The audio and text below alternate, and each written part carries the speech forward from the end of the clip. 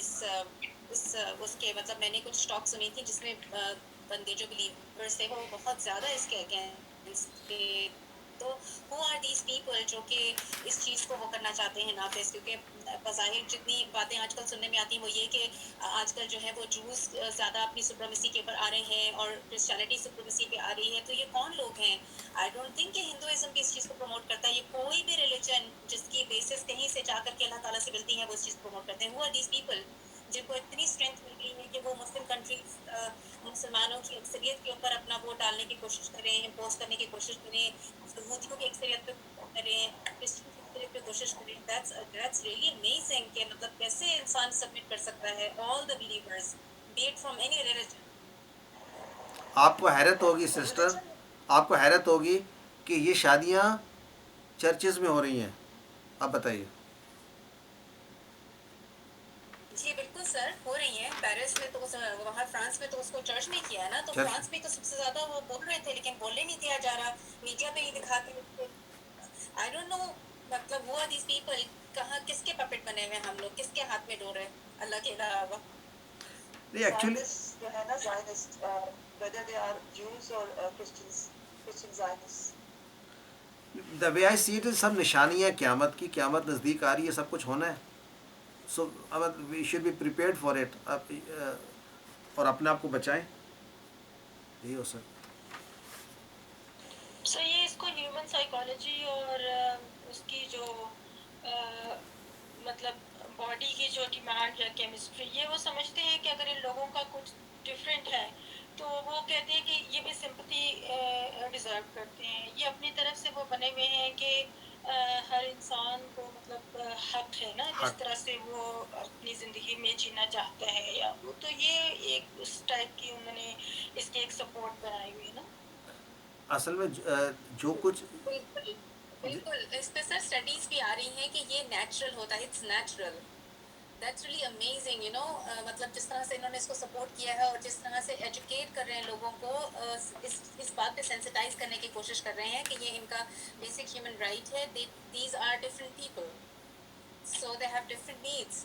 اور یہ by birth needs ہیں کہ یہ فرائڈین جو ہے نا وہ کانسیپٹ آ رہا ہے ہمارے اس میں معاشرے میں.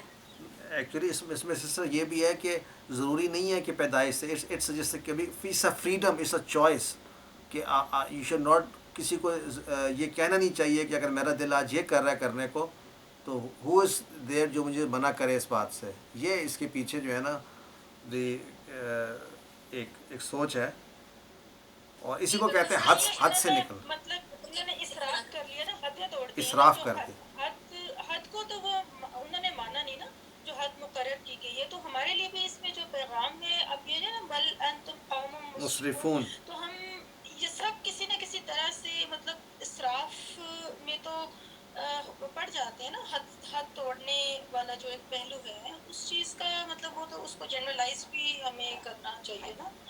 اور دوسرا سر یہ دیکھیں کہ یہ جتنے بھی ابھی اب تک ہم نے آیات مختلف پیغمبروں کے جو یہ پیروکار تھے سب, اس میں تکبر کا ہی مینلی ایک ایلیمنٹ رہا ہے نا, کہ یہ جو اتنی سب سے بڑی شیطانی صفت ہے تکبر, کے شیطان تکبر کرنے والے کا مطلب کہ جنت میں کوئی اس کا ٹھکانا نہیں تھا, اس کو جنت سے نکال دیا گیا تھا.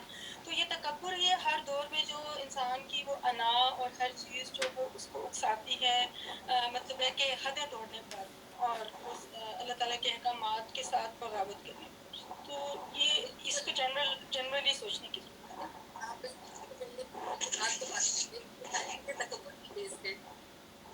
لگتا تو ایسے ہی ہے. بالکل, یہ اصل میں شیطان کی آخری حربہ ہے میرا خیال ہے. بہت سارا کچھ اس نے آزما لیا انسان پر اور کارگر ہو گیا اس کا, اور اب اس کا یہ آخری حربہ ہے کہ جیسے اسراف یا تکبر کا حد بن جائے, اور کچھ لوگوں پہ کامیاب ہو گیا. اور آخری بھی اور آزمودہ بھی نا, کہ اس نے آزمایا ہوا ہے. یہ بالکل مطلب پروون ہے کہ تکبر کے ساتھ ہی مطلب جو ہے نا یہ بیسک چیز انسانوں کے اندر بڑھ گئی. یہ چیز اس میں انسان ہو گیا تو بس پھر وہ ہر غلط کام کر سکتا ہے اور اس سے کروایا جا سکتا ہے. لیکن جنت سے بھی یہ چل رہا ہے, ایک تکبر تھا, ایک شرم گاؤں کو کا ظاہر کر دینا. تو these are the two weaknesses I suppose which are exploited to the very end. میں یہ کہہ رہی ہوں کہ جو قوم لوط کا جو عمل ہے اس کی بات کر رہی ہوں کہ یہ میرا خیال ہے پاسٹ اس کو ہر رہا ہے کہ اس کا پورا کیا جائے. بٹ دس از دا یہ حد کراس کر جانا نا اسی ڈائریکشن میں حدوں کو کراس کر دینا مطلب ہے اس کے بعد اور کیا ہو سکتا ہے. اور اب تو یہ اس کی ایکسیپٹنس نا پہلے تو کچھ لوگ کریں تو آپ کہہ سکتے ہیں یہ لوگ جو ہے یہ بے راہ. اب تو یہ ہے کہ جو اس کو نہ مانے اس کو کہا جا رہا ہے وہ ایب نارمل ہے. آپ یہ بات نہیں کر سکتے اگر آپ باہر کی یونیورسٹیز میں پڑھتے ہو یا گئے ہو وہاں پہ you have to accept it. آپ ایسی بات ان کے رائٹس ہیں دے آر جسٹ لائک. اور وہاں پر باقاعدہ جب میں کینیڈا میں تھا تو کلاس 1 میں بک پڑھائی جاتی تھی یو ول بی امیزڈ. اس کا ٹائٹل تھا 2 moms and 2 dads. بچوں کو 5 جی سال کے بالکل. بچوں کو بتایا جا رہا ہے کہ آپ کے گھر میں 2 ممیز ہو سکتی ہیں یا 2 ڈیڈیز. تو اٹ از پرفیکٹلی نارمل. کچھ لوگوں کا 1 ممی اور 1 ڈیڈی ہوتا ہے, کچھ لوگوں کی 2 ممیز ہوتی ہیں, کچھ لوگوں کے 2 ڈیڈیز ہوتے ہیں. یہ کس کو پڑھایا جا رہا ہے؟ گریڈ 6. اسکینڈینیوین کنٹریز کے اندر بچوں کو اسپیشلی اس کے لیے ایجوکیٹ کیا جاتا ہے اسکولس کے اندر.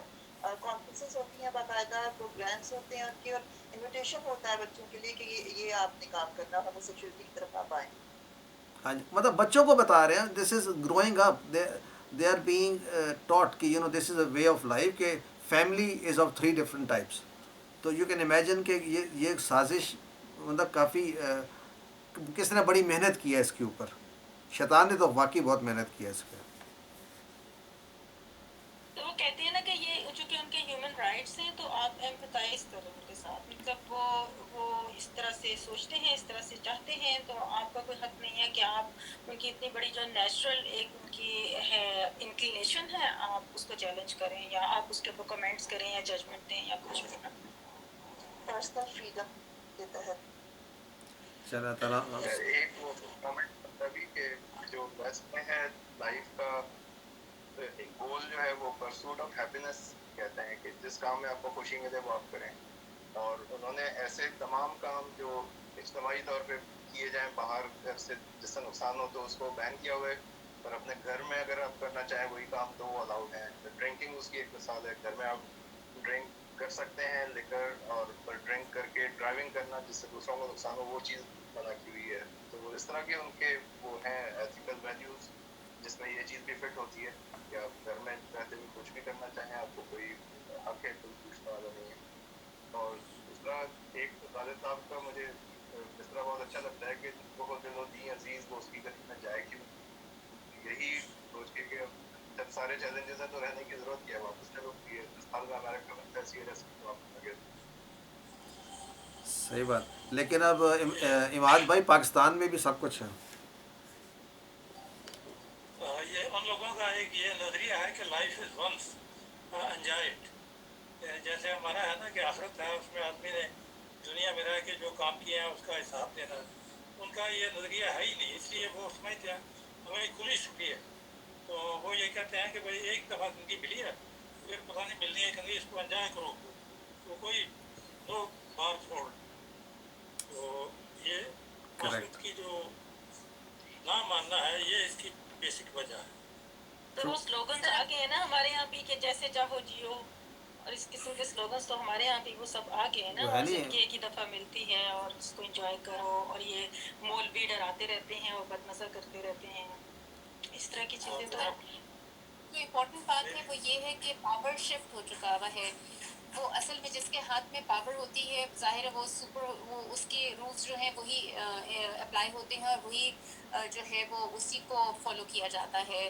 تو اصل میں تو بلیورز کے رولز کو سپریمیسی ہونی چاہیے تھی, بلیورز کو طاقتور ہونا چاہیے تھا. اب کیونکہ بلیورز ویک ہو چکے ہوئے ہیں اور دوسری پارٹی کیونکہ کفر مومنوں کی اور کافروں کی یہ بیسکلی 2 ہی ہیں, یا تو سیدھے راستہ, اور 2 ہی راستے ہیں نا, ایک غلط راستہ اور ایک سیدھا راستہ.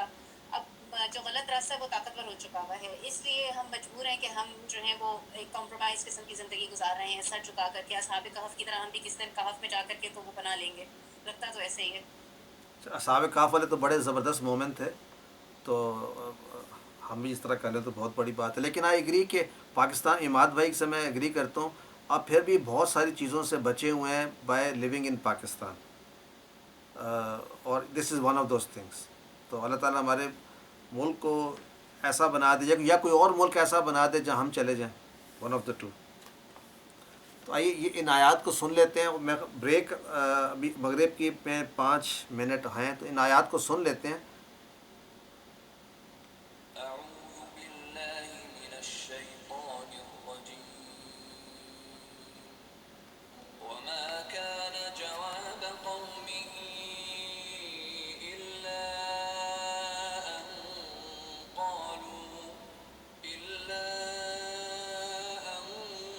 قالوا أخرجوهم من قريتكم إنهم أناس يتطهرون فأنجيناه وأهله إلا امرأته كانت من الغابرين وأمطرنا عليهم مطرا فانظر كيف كان عاقبة المجرمين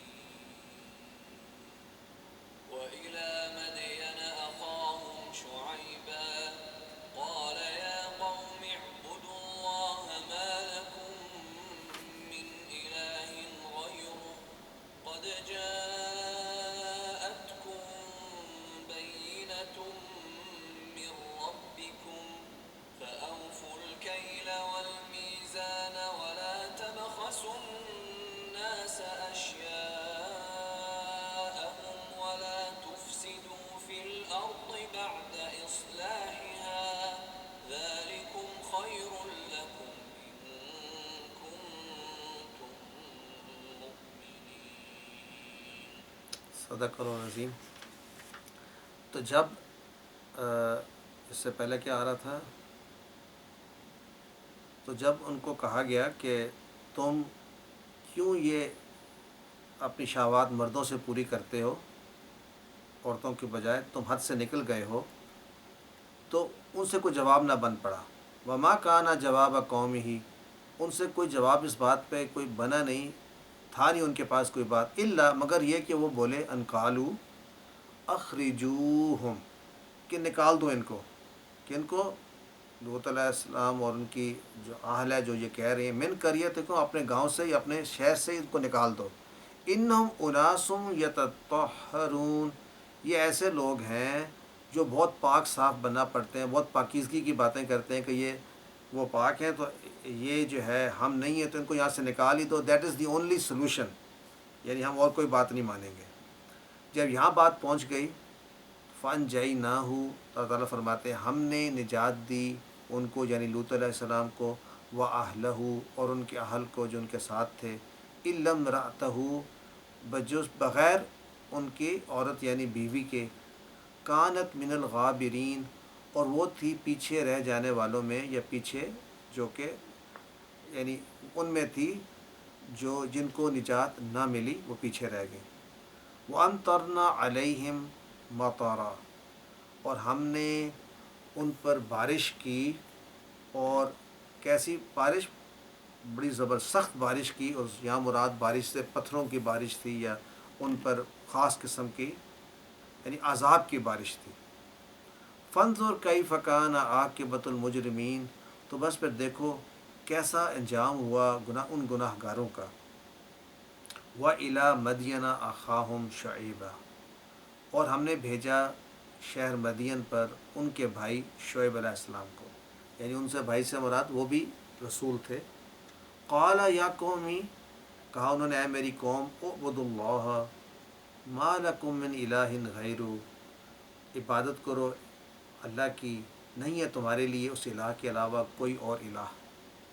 قد جاءتکم بینۃ من ربکم، تمہارے پاس آ چکی ہے تمہارے رب کی طرف سے ایک نشانی، ایک واضح دلیل.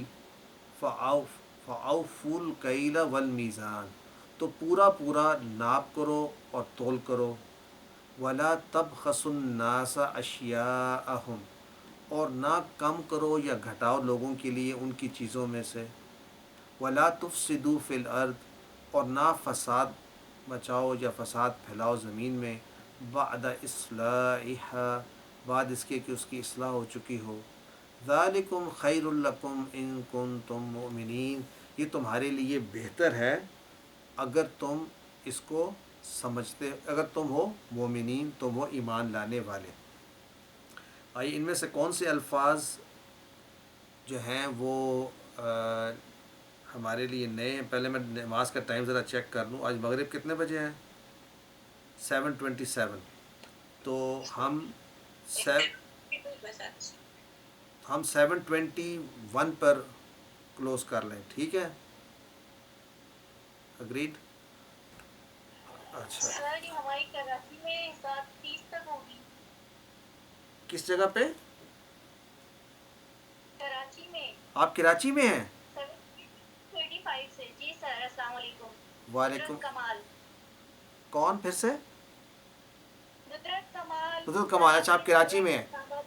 اچھا ماشاء اللہ. So we have somebody from Karachi with us. جزاک اللہ خیرہ. تو یہ وہ ہے جو ہمیں بریانی کھلا کر گئی تھی. او ہو، پہلے ہمارے ساتھ ہی تھی.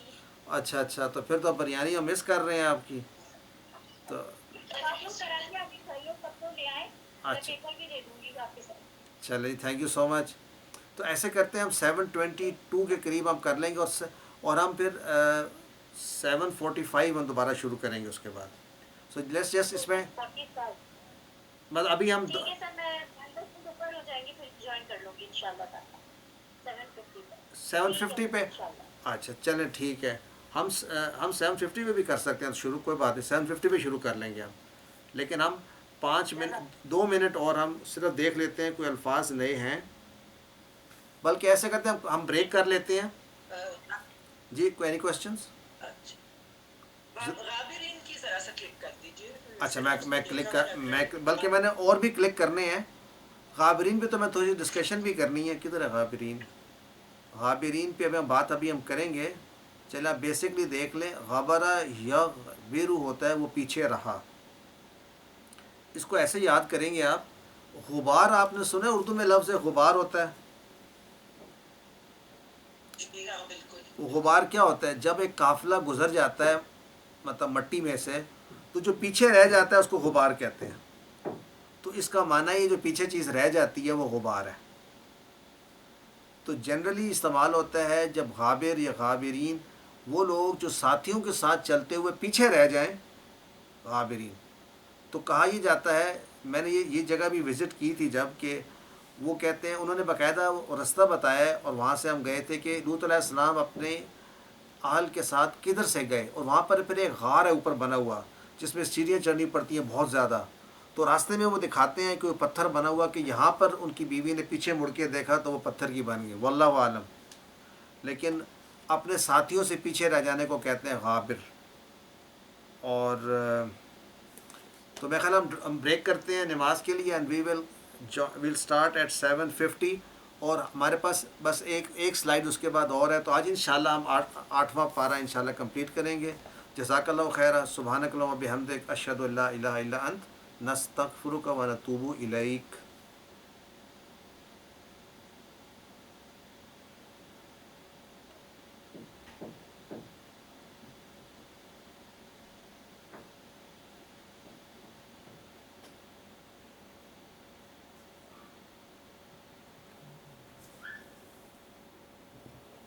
السلام علیکم